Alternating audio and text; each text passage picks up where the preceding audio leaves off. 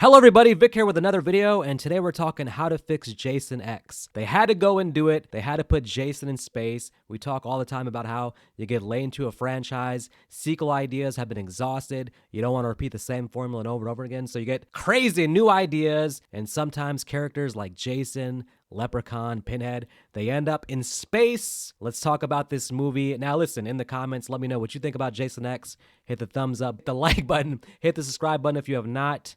Let me know your thoughts and how you would fix Jason X. Obviously, we're doing audio right now, but we'll be back to video very soon. Just a lot of stuff going on. No ads on this channel, but want to let you guys know if any guys are readers, I have a new book out, a horror comedy called Ghost and Baklava. The link is in the description. If you're a reader, if it's up your alley, might be something you might want to check out. Okay, let's talk Jason X. Now listen, as a kid in high school, I'm going to age myself here, but in high school, all the talk for Friday the 13th fans was this new Jason movie coming out. I remember the Friday the 13th forums with tons of Jason fans. We spent 2-3 years talking about Jason X. This movie actually went developed a lot earlier than when it came out. It actually was filmed in 1999, believe it or not. So I know you see the 2002 release date. You think of this as a 2000 movie, but it's actually a 90s movie in a way because it was filmed mostly in 1999 and 2000. It's just that a new head of studio took over New Line, and Jason X got put on the shelf and finally got dumped into theaters in April of 2002. When did I first see this movie? I'm going to be completely honest with you guys. I saw this in the very last row of my programming class on some illegal stream, either Akaza or Morpheus, one of those sites back in the day where you could download movies. Us kids in the last row, we were not paying attention to our programming teacher, which is probably why I cannot program anything to this day. We were in the back downloading all the new movies, Training Day, Jason X, wherever we could find. Now, the thing about Jason X, though, is we downloaded this movie about 6 months before it came to theaters. So this movie leaked online. By the time it came to theaters, damn near half of the Friday the 13th fans had already seen it online. A bootleg version had leaked. It sat on the shelf so long, the movie finally got leaked. So watching it in the back of my computer class, I have to say I was underwhelmed, not excited for the future of the franchise after watching Jason X, just because you have to understand back at that time, there was so much hype on the making of the movie, waiting for it to be released, that when we finally got it, it was very underwhelming. But over the years, on rewatches, I have to say Jason X is a fun sequel in the franchise. But I want to say first off that I'm overall high on Jason X as a sequel in the franchise. It fits right in. Once you buy into what we're getting here, you can have a fun time, especially fun watching this movie with a group of people. This movie is great for watching with a group. All right, but let's get back into the background here because late 90s, Friday the 13th was a dormant franchise. Jason Goes to Hell had not set the box office world on fire, so Jason was still in hell. We get to circa 98, 99, and Sean Cunningham's getting restless because he's waiting for Freddy vs. Jason to be made, but that's stuck in development hell for years as they try to find a good quality script for Freddy vs. Jason. The Jason IP is just sitting there on the sideline. Sean Cunningham, hands shaking, hands trembling. I need to do something with Jason. All right, what can we do with Jason? He gets together with his group of friends, young writers, directors, Todd Farmer, who wrote the movie, Jim Isaac, who directed the movie. And the original idea they came up with was Jason in the winter, Jason in snow. I guess you think about Never Hike Alone. Maybe we could have got an earlier version of that, a theatrical version of Jason in the snow. That was the original concept. But then, in their minds, they came up with a better idea. Let's send Jason from Crystal Lake all the way to space. His second big field trip. He's gone, of course, to Manhattan in the past. He's gone to hell. Now let's send him to space. No matter how much I do like Jason X, I would have preferred if they stuck with that original idea, Jason in the snow. Camp Crystal Lake gets a winter makeover. Tons of deaths in the winter and the snow. There's so much stuff you could do there with Jason in the snow. I would have preferred that, but they had the idea for space and they got locked in.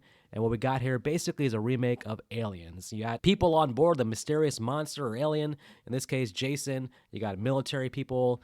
This is a remake of Aliens, basically just much poorly done compared to Aliens. Here's the thing with this movie. The CGI, the effects, everything looks terrible. This movie looks terrible. It looks like a low-budget movie. It looks like Leprechaun in space. But I want to give some credit first to the opening credits. The opening credits, which I guess is inside of the mind of Jason, seeing what's going on inside of his head or inside of his body, inside of his brain. The opening credits are very well done. I do like that a lot.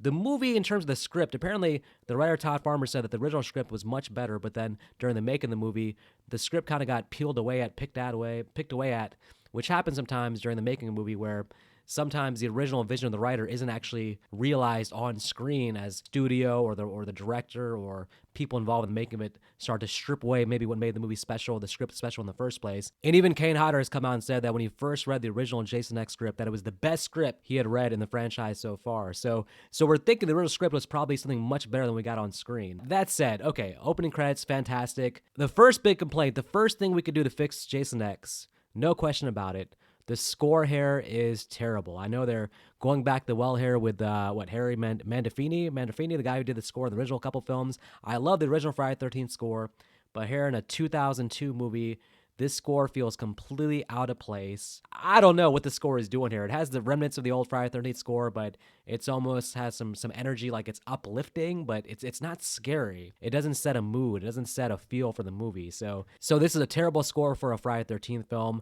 I'm ixnaying the score. Replace it with anything you want. Give us the damn guitar riffs from Halloween Curse of Michael Myers. Anything I feel like would make the movie better than the score we have here. What else do we have here? Well, okay, we're setting the movie originally, I guess, in like 2008, 2010-ish, I guess, and Jason's been studied, kidnapped, and they've tried executing him, but they can't execute him. They've tried everything from hanging him to burning him, whatever. So now they want to study him, obviously try to find out what causes his regenerative abilities and make sure maybe we can take that, abstract that from him and use that for military and things like that. But Jason escapes, of course, and then him and our main character, Rowan, together in a room, are going to end up in this place where there's a cryostasis chamber, and they're both going to get frozen and left frozen for 400 years. I have no problem with the plot here. Story-wise, if you're going to do Jason X in space, this makes perfect sense. He gets frozen for 400 years. 400 years is a big-ass time jump. Maybe you'd have to do that big of a time jump. But overall, the plot line here makes sense. I'm kind of curious, though. Jason gets locked in the cryostasis chamber, and he's able to stab right through it and stab Rowan in the stomach. I understand that Jason's really strong, and, that's a machete, of course, but would he be able to stab right through it like that? I mean, you gotta think that's built pretty sturdy. I mean, I don't know, but right through stabs her, and they're both gonna be frozen in time. We're going to cut to 400 years later.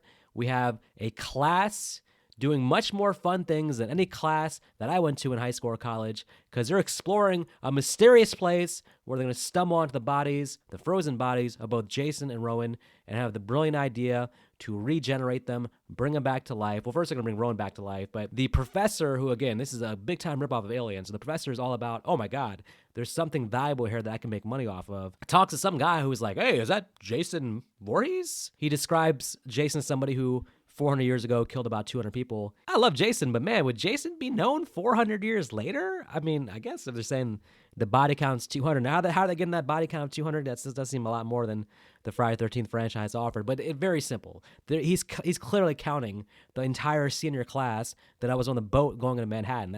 That gets you over to 200 people. Actually, probably gets you like 500 people if we're counting that class that sank in the middle of the water. The professor's like, hey, let's bring back Jason then as well, and let's not kill him.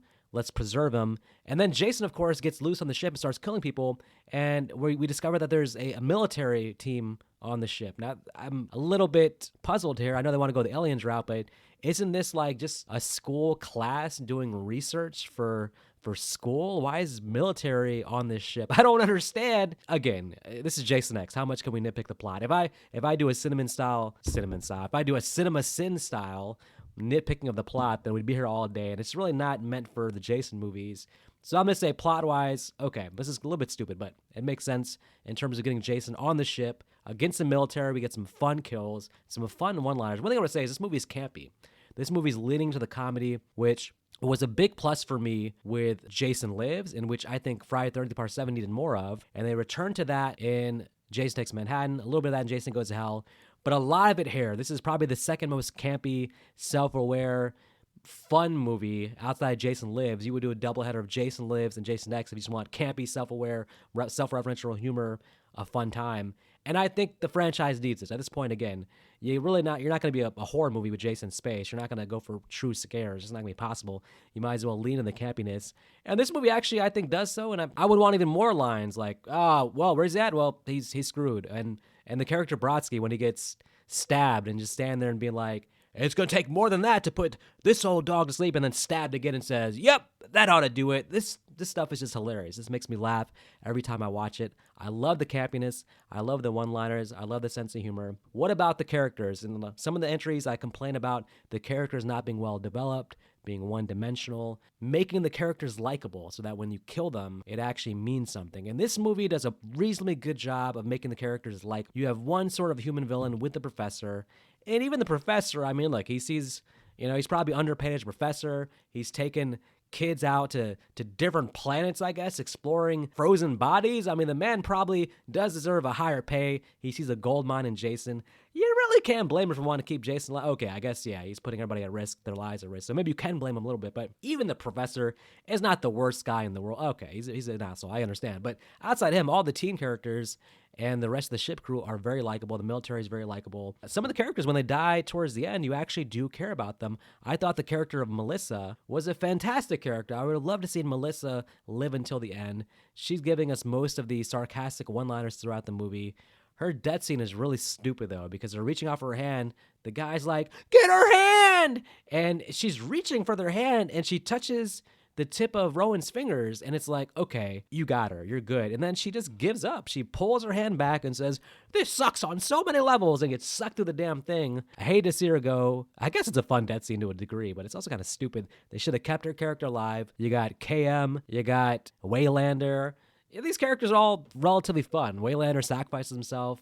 Hey, asshole! And then blows up the whole thing. There's only one character, I would say, of the teens that was sort of stupid, unlikable, and the one character that I was happy to see go, and that was Kinsa. Kinsa, who I understand her boyfriend dies early on, so she's traumatized, and she's going to be crying, having cry face on for half the movie. But damn it, man, when she decides to lock the door, lock out the other characters, and then push the ship forward and blow herself up, like, lady, I understand that you're traumatized, but just listen to what your friends are telling you. Like, what?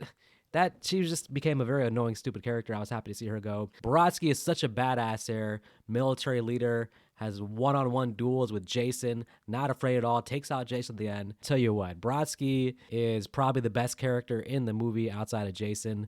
In terms of Final Girl, Rowan, she's not talked about that much. So it's hard to get a pulse for where Friday the 13th fans rank Rowan. She's never actually in the top 5 of anybody's list, but nobody really complains about her either. So it's almost like she's very neutral amongst the fans. Like, I think that she left an impression in terms of just being like an average Final Girl. Like, nobody really hypes her up or says, hey, we'd love to see what's up with Rowan. Can we bring back Rowan? Nobody ever says that. At the same time, nobody ever says, like, kind of like Rennie in Part 7. Or for me, Pam in Part 5, where it's like, I didn't really like her at all. So I don't know. I think she's middle of the pack, but I think she does a good enough job of being our main Final Girl. Maybe the main Final Girl actually is KM, the cyborg who whoops Jason's ass and makes him become Uber Jason. Maybe she's actually the Final Girl. She has a badass fight scene with Jason. Uber Jason, I wish would have been kept as a surprise. Showing Uber Jason the trailer was a big mistake. That should have been kept under wraps. You should be truly surprised when that happens. But seeing his face over the damn poster and on the trailer and all that stuff, it kind of killed the surprise of that. I'm glad Uber Jason was a one-time thing. I would not have liked to see Uber Jason be an ongoing thing because Jason himself is already indestructible. He's already someone you can't kill. He already has superhuman strength, all those things. You really don't need him to level up. I mean, it's a fun visual, but just regular Jason is really good enough. I mean, you're saying Jason already as badass as zombie Jason is. Does he need to have armor like that as well? I mean, I don't know. I guess in the space setting it makes sense, but I'm super glad that Uber Jason didn't become a thing. I guess there was no opportunity for it to become a thing because there wasn't much else after this except Freddy vs. Jason. But I still enjoy probably the first 5 minutes of Uber Jason. The virtual reality scene where he's back to Crystal Lake. I mean, I don't know. I guess that's fun, but the guy says Crystal Lake program circa 1980. Well, 1980 would have been nothing really going on there. I mean, Crystal Lake was closed down before Steve Christie came in, 1981. I guess it was 1980s. But that's it. I don't know. Maybe there would be camp counselors, but those looked more like 1987 circa Crystal Lake, but who knows? Okay. I gotta say, the ending is fun. Jason crashes into the water. Mask crashes into Earth 2, so you're setting up possibly a new franchise. Or if it's the end of the original timeline, it kind of works because it all resets itself, and now Jason can kill futuristic camp counselors for the rest of his days. Overall, I think the movie Jason X is kind of a middle-of-the-pack movie. Given the space, there's not that much you could do to actually really fix it.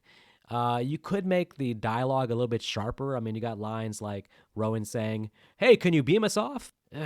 That's just that's terrible dialogue. You could have better dialogue. I would keep the professor alive until the end. The professor is a great villain, but he exits the movie way too early. I would have the professor and Melissa and give them as much screen time as possible because they're the most interesting characters I think outside of Brodsky. You could have, like I said, maybe more personality for Rowan. But it kind of is what it is. It's like because it's outside of the original Jason formula, you have to kind of just give it the runway, give it the rope of being like, okay, you're doing your own thing, so I can't really judge you on what you're doing because this is a completely different thing. This is Jason in space, so who am I to say this works, this doesn't work? It's basically with this movie, are you on board with the idea of Jason in space, and if you are you having fun with the execution? For the most part, again, there's fun death scenes. The death scene of him, grabbing the girl's face, freezing it, and then smashing against the table. That's a top 5 death scene in the entire Friday the 13th franchise. No question about it. It's a middle of the pack movie for me. I actually probably do like it more than Friday the 13th Part 7, The New Blood. Either way, that's my thoughts on Jason X. If you enjoyed the movie, let me know in the comments what you liked about it, what you would fix about it. Overall, I think it's a middle of the pack movie. Get some better music here. Get a better score, please. Until next time, you guys take care.